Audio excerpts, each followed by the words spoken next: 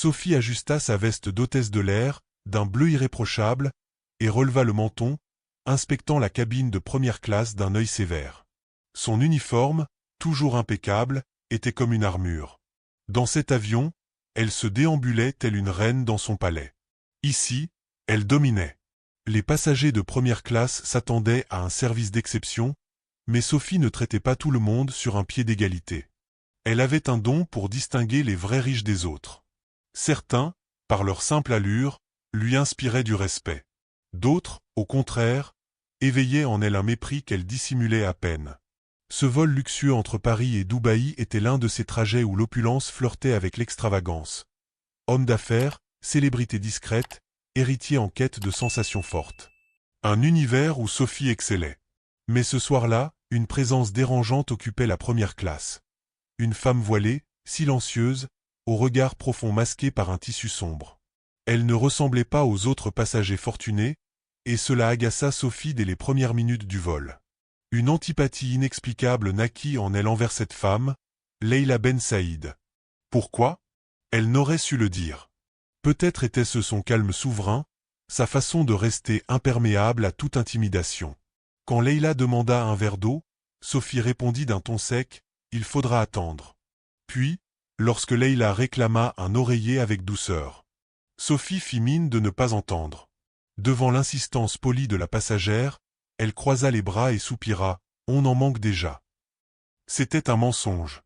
Il en restait plusieurs à l'arrière. La tension devint palpable.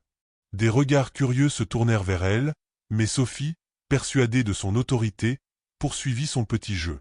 Finalement, Leila, toujours posée, demanda, « Y a-t-il un problème avec mon service ?» Sophie haussa un sourcil, un sourire condescendant aux lèvres. « Peut-être que la première classe n'est pas faite pour tout le monde, » dit-elle. Un silence pesant envahit la cabine. Un homme au fond fronça les sourcils, mais Leila ne réagit pas comme Sophie l'avait espéré. Pas de colère, pas de protestation. Elle se contenta de l'observer avec une sérénité troublante. Sophie était convaincue que cette femme finirait par céder, qu'elle accepterait ce traitement sans broncher. Après tout, combien de fois avait-elle imposé sa loi à des passagers qu'elle jugeait indésirables? Elle se tourna alors vers une autre passagère, une blonde en tailleur hors de prix, et s'illumina d'un sourire mielleux. « Un autre verre de champagne, madame ?» Le contraste était criant.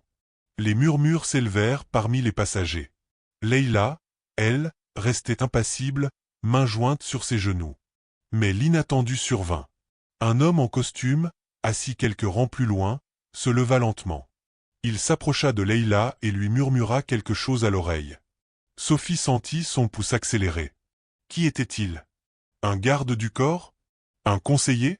Leila hocha la tête, se leva avec une grâce maîtrisée et se tourna vers Sophie.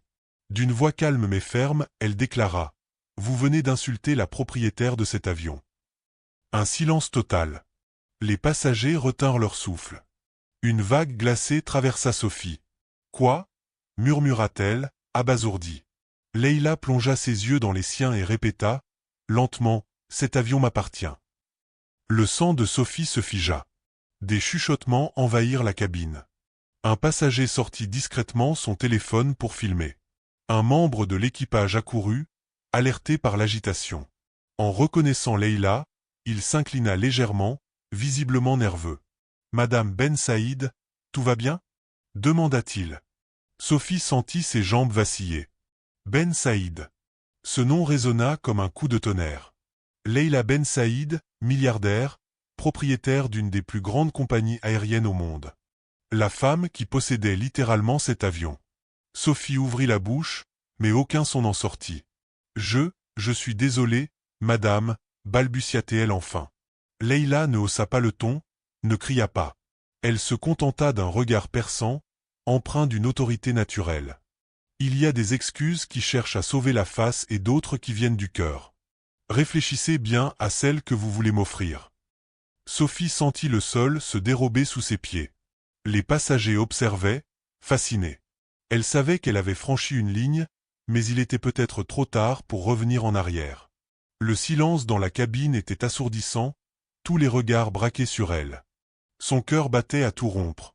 Le membre de l'équipage, nerveux, s'approcha et murmura, Mademoiselle Sophie, excusez-vous tout de suite. Elle bafouilla, la gorge sèche. Je. Les murmures s'intensifiaient. Certains échangeaient des messes basses, d'autres fixaient Leïla avec un mélange de curiosité et de respect. Une femme en tailleur, sans doute une assistante de Leïla, s'avança. Madame Ben Saïd, souhaitez-vous un rapport officiel? Demanda-t-elle avec une politesse froide. Leïla leva une main, imposant le silence. Non, ce n'est pas nécessaire. Puis elle posa sur Sophie un regard indéchiffrable.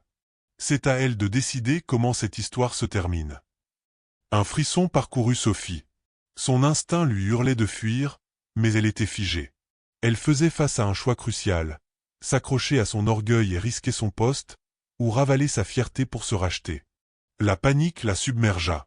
Elle chercha du soutien autour d'elle, mais personne ne viendrait à son secours. Leïla croisa les mains et prit une profonde inspiration. Vous pensez peut-être que je veux vous humilier. Ce n'est pas le cas. Je crois aux secondes chances. Sophie cligna des yeux, surprise. Écoutez-moi bien. Vous avez une occasion rare de reconnaître votre erreur, non pas parce que vous y êtes forcé, mais parce que c'est juste. Sophie déglutit péniblement. Son esprit était un chaos de pensées contradictoires. Elle avait toujours vu les excuses comme une faiblesse. Mais là, elle comprit que la vraie faiblesse était de fuir ses responsabilités. Ses mains tremblantes et moites, elle prit une grande inspiration, fit un pas en avant et s'inclina légèrement. « Madame, je vous présente mes excuses. J'ai été injuste, arrogante et irrespectueuse, dit-elle d'une voix tremblante mais sincère. » Un silence plana. Leïla l'observa longuement, jaugeant sa sincérité. Enfin, un léger sourire effleura ses lèvres. « J'accepte. Mais des excuses ne valent rien sans un changement. » Sophie hocha la tête, les yeux embués d'une émotion nouvelle. Une pression s'envola de son cœur. Pour la première fois, elle voyait le monde autrement. Elle avait cru que le pouvoir résidait dans la domination, dans l'attitude, dans la capacité à imposer sa présence. Mais ce soir-là, dans cet avion, elle découvrit une vérité profonde. Le vrai pouvoir naît de l'humilité et du respect. Leïla, riche, influente, puissante, n'avait pas eu besoin d'élever la voix ni de l'écraser pour s'imposer. Une leçon que Sophie n'oublierait jamais. À l'atterrissage à Dubaï, Sophie descendit avec l'équipage, son uniforme toujours impeccable, mais son cœur transformé. Cette nuit marqua un tournant. Les jours suivants, elle réfléchit à son attitude, revisitant chaque interaction passée.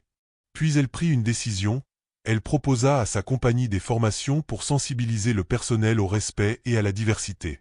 Elle voulait éviter qu'un autre passager subisse ce que Leïla avait enduré par sa faute. Son métier devint une mission. Elle restait hôtesse de l'air, mais elle était désormais bien plus, une femme qui avait appris et grandi. Des mois plus tard, sur un vol de luxe entre Londres et New York, Sophie évoluait dans la cabine avec une aisance nouvelle, plus attentive, plus humaine.